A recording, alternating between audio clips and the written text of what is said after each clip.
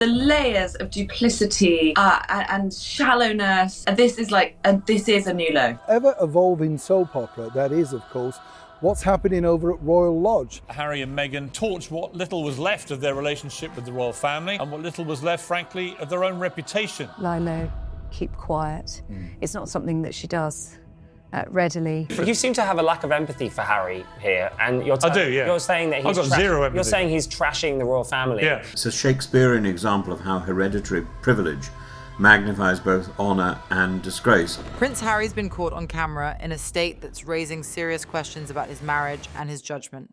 Fresh footage from Aspen shows him looking worse for wear during what appears to be a boys' trip with his polo buddy Nacho Figueres. And the timing couldn't be more suspicious. Just days before Christmas, supposedly Meghan's favourite time of year, Harry's thousands of miles away from his wife and kids, and the video evidence suggests he might not be making the best decisions. The footage itself is extraordinary.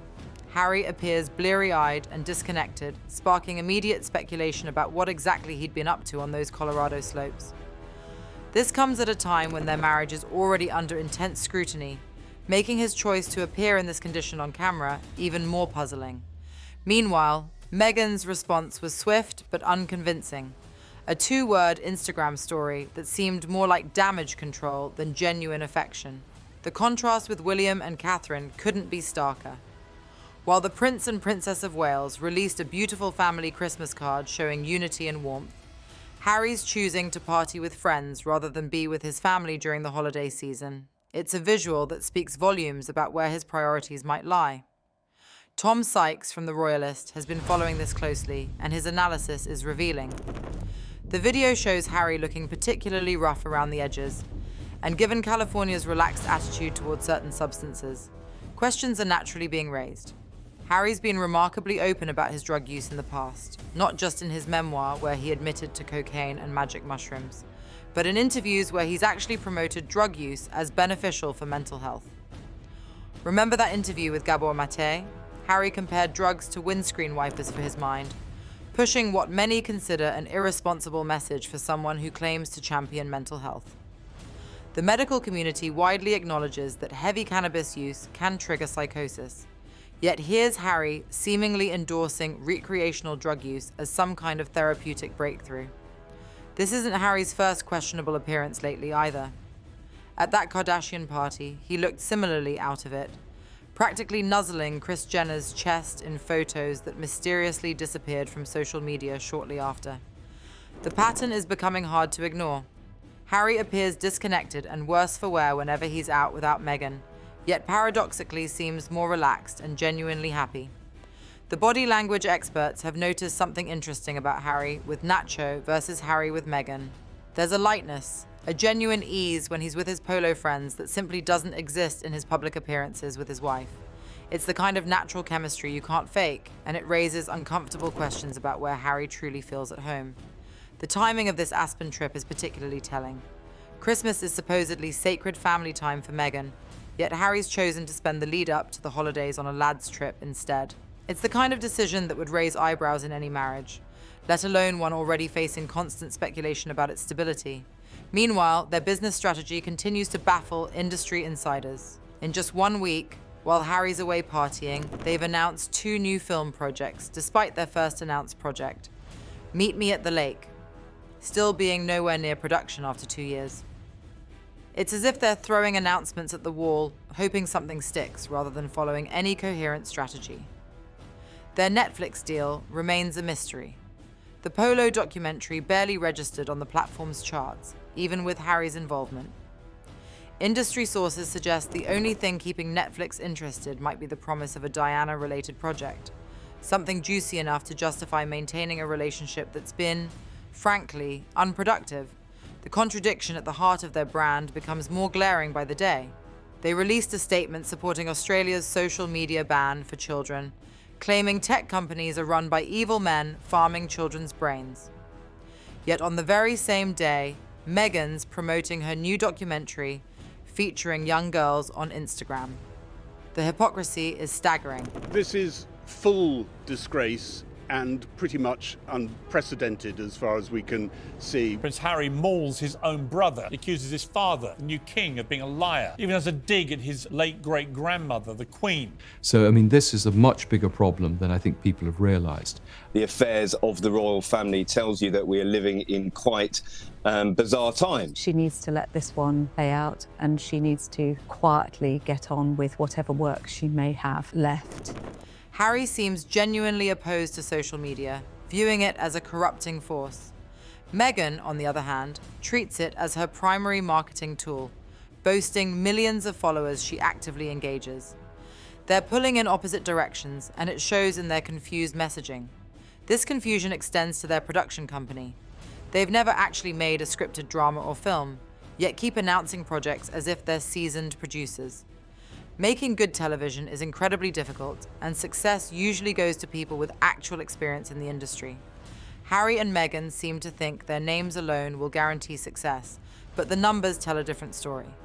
Their only real Netflix success was their tell-all documentary, essentially them selling their story to the highest bidder, the very thing they've criticized others for doing. Since then, it's been a series of underperforming projects and unfulfilled promises. The fall from grace is remarkable when you consider where they were just 6 years ago.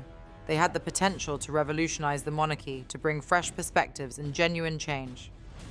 There was real excitement about Meghan joining the royal family, despite their later claims of being universally hated from the start.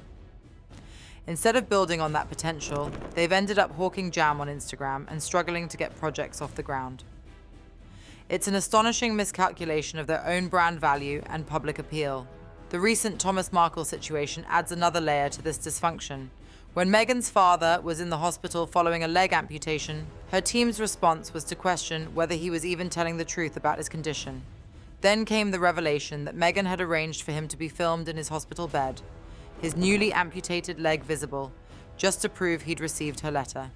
The contents of that letter, leaked by Meghan's own team, revealed it was an attack on her father for old media interviews from years ago, before a stroke took his voice.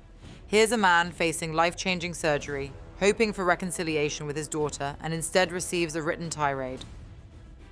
The Queen's advice to Meghan had been simple and sensible.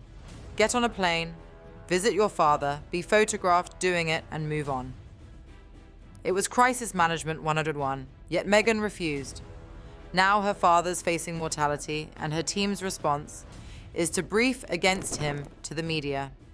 This pattern of doubling down on bad decisions defines their approach. Every misstep leads to a worse one. Every crisis poorly handled leads to a bigger crisis. They seem incapable of the simple human gestures that would resolve so many of their problems. Harry's current behavior fits this pattern perfectly.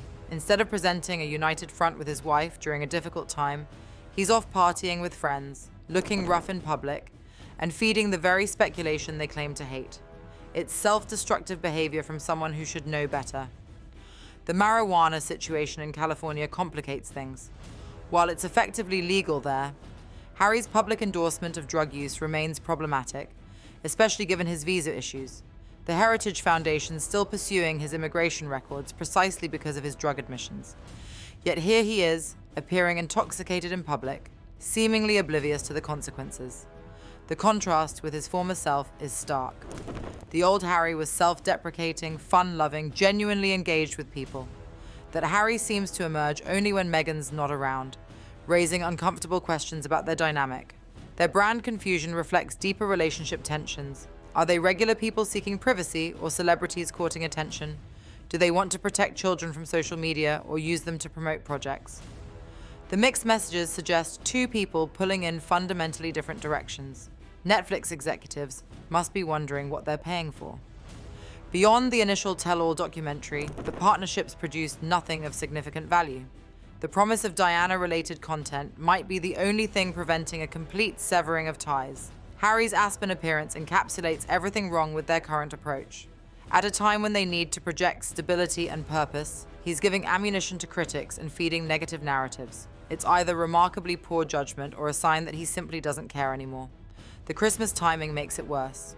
While William and Catherine project family unity, Harry's choosing friends over family, parties over partnership. It's a visual metaphor for where things stand, and it's not flattering. Meghan's Instagram response, those two words, meant to suggest everything's fine, only highlights the problem. Real couples don't need to perform their love on social media. The very fact she felt compelled to respond suggests awareness of how bad the optics are. The business announcements feel like distraction tactics, announcing films that may never get made, documentaries featuring the very children they claim to protect from social media.